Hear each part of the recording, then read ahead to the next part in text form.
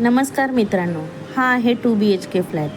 अहो कुठे म्हणजे काय, आपल्या ठाण्यात. ठाणे स्टेशनपासून 20 मिनिटाच्या अंतरावर आणि मेट्रो स्टेशनपासून 7 मिनिटं चालत. जर तुम्हाला हा फ्लॅट आवडला असेल तर या नंबरवर संपर्क करा.